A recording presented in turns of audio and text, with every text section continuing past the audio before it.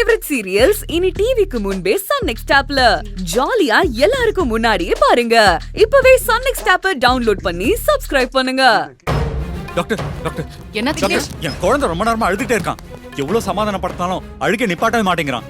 என்னன்னு கொஞ்சம் பாருங்க டாக்டர். கொஞ்சம் இது பொறுமையா என் இருங்க. தங்கச்சி குழந்தை. இவர் என் தங்கச்சியோட ஹஸ்பண்ட் தான். கொஞ்சம் என்னன்னு பாருங்க டாக்டர். டாக்டர் தயவு செஞ்சு அவங்களை வெளில போக சொல்லுங்க. விக்னேஷ், வெளியில போக சொல்லுங்க டாக்டர் விக்னேஷ், please. ப்ளீஸ். நீங்க கொஞ்சம் வெளிய வெயிட் பண்ணுங்க. Okay doctor. வா. சரி, குழந்தை எங்க கூட்டிட்டு வாங்க. சரிங்க டாக்டர்.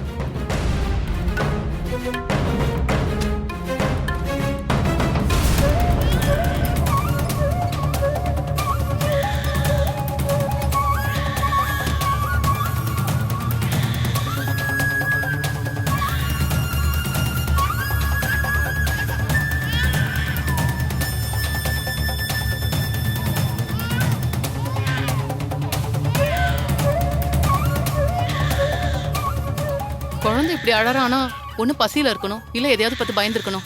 அப்படி ஏதாவது நடந்ததா? இல்ல டாக்டர், குழந்தை என் கூட தான் இருக்கான். ஃபீடிங் பாட்டில பால் கொடுத்துட்டே இருந்தேன். ஆனா என்னன்னு தெரியல, திடீர்னு அழ ஆரம்பிச்சிட்டான். அதான் என்னன்னு தெரியாம பயத்துல ஹாஸ்பிட்டல் கூட்டு வந்துட்டேன். ம், டாக்டர், என் குழந்தைக்கு எந்த பிரச்சனையும் இருக்காதுல்ல? எனக்கு ரொம்ப பயமா இருக்கு டாக்டர்.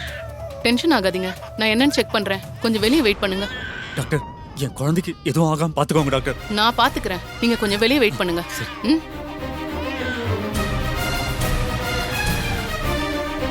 விக்னேஷ், குழந்தைக்கு என்னதான் பிரச்சனை கொஞ்சம் சொல்லுங்க.